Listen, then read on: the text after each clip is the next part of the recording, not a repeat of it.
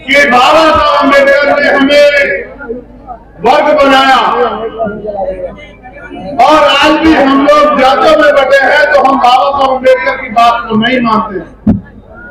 वो बाबा साहब अम्बेडकर जो ये कहते हैं कि मुझे पूजने की नहीं मुझे पढ़ने की जरूरत है, जो कहते हैं मैं मूर्तियों में नहीं मैं किताबों में हूँ, जो बाबा साहब अम्बेडकर अपनी सारी सुख सुविधा छोड़ के हमारे लोगों को पैरों पे खड़ा करने के लिए रात दिन मेहनत करते रहे, अपने 4 बच्चों की कुर्बानी दी, क्या उनका सपना सिर्फ मूर्ति लगाने से पूरा हो जाएगा? मैं पूछना चाहता हूं आप लोगों को, कितनी जोर से नारे लगा रहे थे उतनी जोर से बताओ।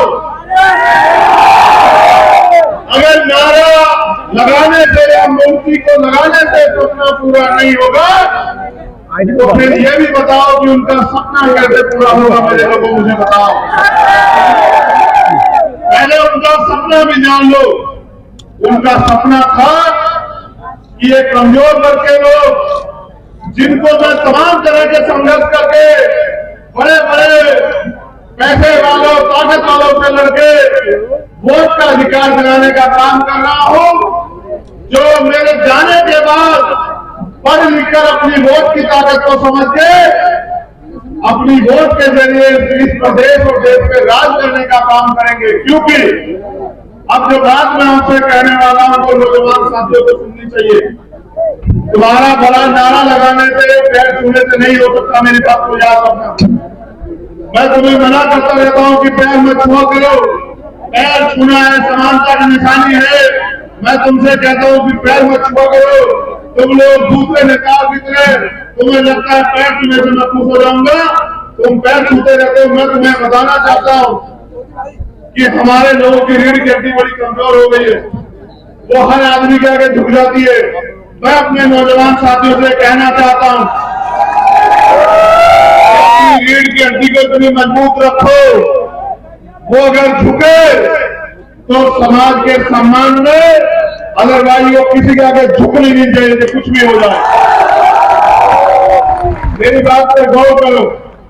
मैंने बहनों से एक बार नहीं कहा कि बैठ जाओ, ये तुम्हारी ना समझी है। तुम असली तुम सोचो तुम कितने अच्छे हो कि तुम्हें बार बार मुझे कहना पड़ रहा है। बहनों से एक बार नहीं कहा मुझे बैठ जाओ, ना मैंने नाव से कहा एक बार कि बैठ जाओ, क्योंकि वो बिना कहे अपनी बात को समझती है। हो सकता है आपको गर्मी लग रही हो, आप ये बताओ आपको दीन आने को किसने कहा? आप सामने रहते, आप जब अपनी मर्जी से दीन आ गए तो इस कष्ट को कहो, और अगर आप इस कष्ट को नहीं सह सकते तो आप समाज की सेवा करने वाले नहीं हो सकते। अगर आपको लगता है कि आप धूप में हैं तो मैं अपना धूप में लगा देता हूँ, आपके जैसी स्थिति में आ जाता हूँ, लेकिन अनुशासन में रहना सीख लो। आपकी भीड़ में कोई नुकसान पहुंचा जाएगा, कौन जिम्मेदारी लेगा बताओ? है आपका जवाब? पुलिस के साथी यहां मौजूद है, लेकिन आपने देखा कल पुलिस की मौजूदगी में परसों क्या हुआ उत्तर प्रदेश में, आपने देखा। ये बात मैं आपसे क्यों कह रहा हूं? इसका एकमात्र कारण ये है क्योंकि हम खुद को मारने वाले लोग हैं। हमें ये पता है कि मृत्यु अटल सकते वो एक नानी है, लेकिन हमें सतर्क भी रहना होगा, क्योंकि हमें लड़ाई अपने कंधों पर लड़नी है, किसी और के सहारे नहीं लड़नी है। वो हम में से एक है, वो हमारे परिवार के लोग हैं, वो अपनी ड्यूटी कर रहे हैं, लेकिन याद रखो उनकी लगाम सरकार के हाथ में है। उनकी लगाम सरकार के हाथ में है तो उनकी लगाम जब खिंचेगी तो वो अपने सगे भाई को भी पकड़ के जेल में डाल देंगे। इसलिए आपसे कह रहा हूं, अगर मेरी बात पे गौर करोगे तो तुम्हारी सारी परेशानियां दूर हो जाएंगी। बस मेरी बात को ध्यान से सुनो जो लोग सामने बैठे हैं, और मैंने मंच के लोगों से भी कहा था कि मेरी बात पे गौर करना जब मैं बताऊंगा। 14 अगस्त 1947 को भारत अंग्रेजों का गुलाम था, अधीन था, और बाबा साहब अम्बेडकर गोलमेज कॉन्फ्रेंस में 1930, 31, 32 में लड़ रहे थे इस बात के लिए कि हम सिर्फ अंग्रेजों के गुलाम नहीं है, हम वहां गुलामों के गुलाम है, क्योंकि हमें कोई अधिकार नहीं है। और बाबा साहब ने जब अपनी बात को तर्क से रखा, उस टेबल पे गवर्नमेंट कॉन्फ्रेंस की पंडित मालवीय जी भी मौजूद थे। बाबा साहब ने जब कहा कि हमारे साथ अछूतों जैसा व्यवहार होता है, हमें आजादी नहीं है, तो मालवीय जी ने कहा अंग्रेज अफसरों के सामने कि बाबा साहब हमसे नाराज है, इसलिए ऐसी बात कह रहे हैं, हमारे देश में कोई छुआछूत नहीं है। तो बाबा साहब अम्बेडकर बड़े पढ़े लिखे व्यक्ति थे, बैरिस्टर थे।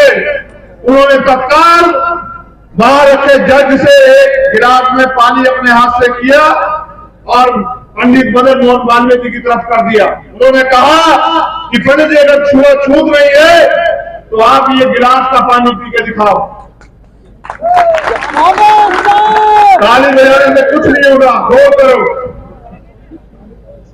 पिछले 75 साल से आप ताली बजा रहे हो, देश में यही हैसियत है आपकी। जब वो गिलास किया गया तो पंडित मदन मोहन मालवीय ने हिम्मत नहीं जुटा पाए कि एक पढ़े लिखे डॉक्टर बाबा साहब अम्बेडकर का छुआ पानी पी लें। तब अंग्रेजों को भी विश्वास हुआ कि डॉक्टर अम्बेडकर झूठ नहीं बोल रहे हैं। तब उन्होंने कम्युनल अवार्ड दिया और कम्युनल अवार्ड के खिलाफ भी गांधी जी जनाजा जेल में अनशन पर बैठे, बड़े मुश्किल से रोते हुए 1932 24 सितंबर बाबा साहब अम्बेडकर ने यह समझौता किया जिसको हम लोग पूना पैक्ट के नाम से जानते हैं। वो पूना पैक्ट हुआ, आरक्षण आया। पूना पैक्ट जब हो गया तो पत्रकार साथियों ने बाबा साहब अम्बेडकर से पूछा कि बाबा साहब अम्बेडकर अब आपको कैसा लग रहा है? तो मेरे सम्मानित साथियों, बाबा साहब अम्बेडकर ने कहा कि मैं बड़ी मुश्किल से संघर्ष करके अपने समाज के लिए फल लेके आया था और गांधी एंड कंपनी ने उस फल का सारा रस चूस लिया और छिलके मेरे मुंह पे फेंक के मार दिए। मैं रोते हुए मैंने पूना पैक्ट किया, लेकिन मेरी आने वाली औलादें वो इस अपमान का बदला जरूर लेंगी। मैं आपको इसलिए बात याद दिला रहा हूं क्योंकि बाबा साहब अम्बेडकर ने कहा कि जो कौम अपने इतिहास नहीं जानती वो कभी अपने भविष्य का निर्माण नहीं कर सकती है।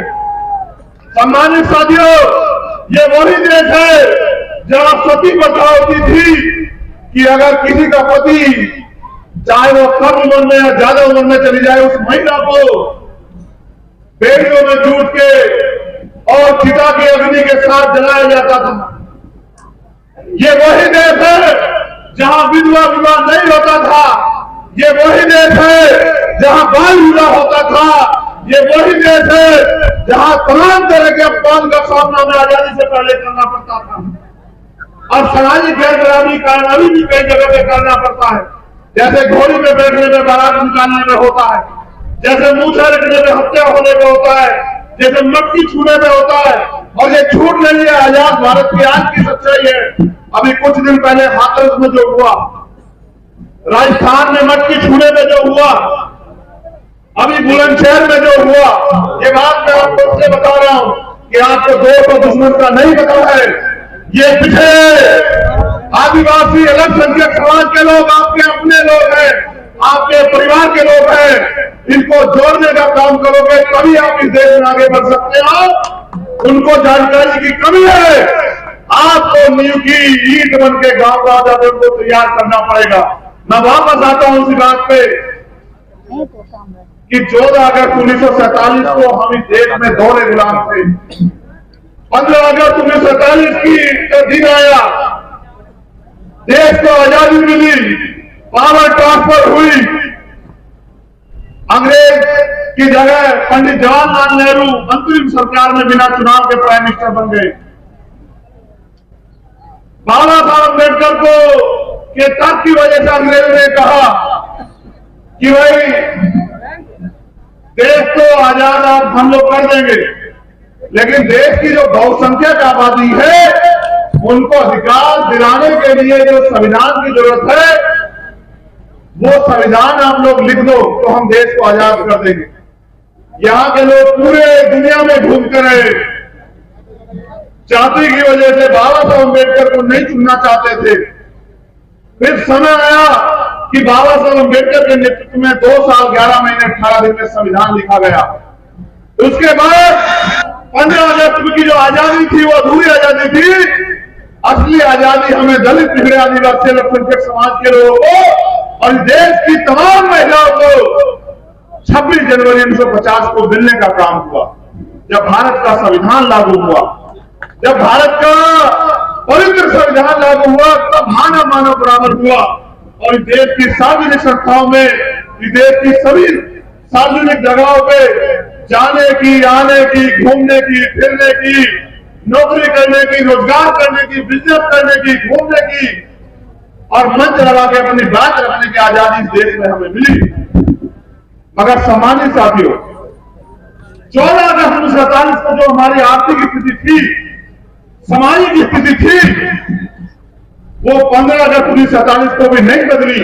उसका प्रमाण यह है कि 14 अगस्त को जिसकी जेब में 100 रुपए थे, 15 अगस्त 1947 को उसकी जेब में वही 100 रुपए थे, 10-20 हजार रुपए किसने नहीं दिए। जबकि जब आजादी मिली थी तो वास्तविकता में इस देश के साधन संसाधन में भी बंटवारा होना चाहिए था और जिनको संविधान से पहले व्यवस्था के आधार पर अधिकार नहीं थे उनको बराबर में लाके खड़ा करना चाहिए था, जिससे कि वो अपने परिवार को, खुद को, अपने समाज को आगे बढ़ा पाए। लेकिन जैसा मैंने आपसे कहा कि वो आजादी तब तक नहीं मिल सकती थी। बाबा साहब ने शंका जाहिर की कि भाई सरकार आपकी बन रही है, ऐसा ना हो आप हमारे लोगों को अधिकार न दो, संविधान में तो मैंने लिख लिए हैं।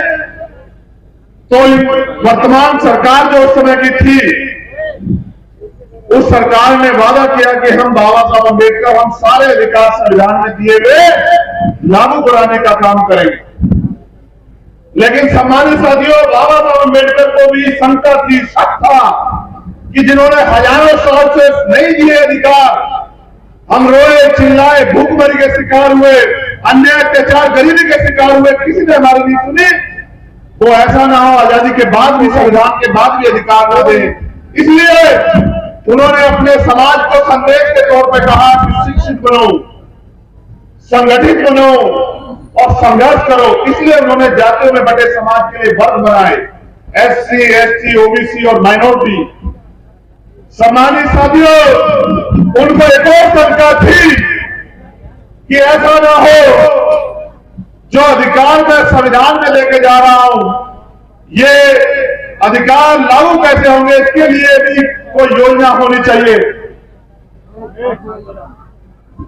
तो बाबा साहब अम्बेडकर ने तमाम तरह की लड़ाई लड़ते हुए, कोई कहता था कि वोट का अधिकार उसको मिले जो जमींदार है, कोई कहता वोट का अधिकार उसको मिले जो लगान देता है, कोई कहता वोट का अधिकार उसको मिले जो पैसे वाला है, कोई कहता वोट का अधिकार उसको मिले जो बहुत पढ़ा लिखा है। बाबा साहब अम्बेडकर ने कहा कि मैंने दुनिया के संविधान पढ़े, अगर चंद लोग मिलकर तैयार तय करेंगे कि सरकार किसकी बने तो ये लोकतंत्र नहीं हो सकता है। ये लोकतंत्र तब होगा जब इस देश के हर बालिग व्यक्ति को अधिकार होगा कि वो अपनी सरकार चुने, अपना नेता चुने, अपना प्रत्याशी चुने, अपना प्राइम मिनिस्टर, अपना मुख्यमंत्री चुने। और अंत में वो सफल हुए, उन्होंने वोट का अधिकार दिलाया और उन्होंने जाते जाते ये कहा हम लोगों से सबसे कि अकेले मेरे कान में नहीं कहा, अकेले माननीय काशीराम साहब के कान में नहीं कहा, हम सबके लिए कहा कि मुझे मेरे जाने के बाद मरा हुआ मत समझना, जब तक संविधान जिंदा है मैं जिंदा। उन्होंने ये भी कहा, मैं नहीं कह रहा हूं मेरे पढ़े लिखे समाज के अधिकारी कर्मचारी यहां बैठे हैं, नेतागण यहां बैठे हैं, मेरे सम्मानित भाई बहन यहां बैठे हैं, मैं गलत कहूं तो मुझे रोक देगा वहीं खड़े होके। ये बाबा साहब अम्बेडकर ने कहा कि अन्याय करने वाले से अन्याय सहने वाला ज्यादा दोषी होता है। बताओ कहा नहीं कहा? बाबा साहब ने यह भी कहा कि राजनीति में हिस्सेदारी न करने का सबसे बड़ा दंड यह है कि अयोग्य लोग आपके ऊपर शासन करेंगे। आज मेरा पढ़ा लिखा समाज वो राजनीति से दूर है, आज मेरा नौजवान वो राजनीति से दूर है। तुम पढ़े लिखे लोग, अयोग्य लोग सत्ता में बैठ के राज कर रहे हैं। साहब कहा करते थे वोट फूल वालों को दोगे तो उनके लोग ताकतवर होंगे, उनके लोग ताकतवर होंगे तो अपने लोगों को रोजगार देंगे, अपने लोगों को बिजनेस देंगे, अपने लोगों को पैसा देंगे, अपने लोगों को अधिकार देंगे, आपको कुछ नहीं देंगे। साहब कहते थे वोट पंजे वालों को दोगे तो पंजे वाले ताकतवर होंगे, पंजे वाले ताकतवर होंगे तो अपने लोगों को नौकरी देंगे, अपने लोगों को रोजगार देंगे, अपने लोगों को अधिकार देंगे, तुमको नहीं देंगे। अब मैं जानना चाहता हूं, आप दूसरों को अधिकार दोगे, दूसरों को ताकत दोगे तो चंद्रशेखर कैसे ताकतवर हो जाएगा? मेरे लोगों मुझे बताओ।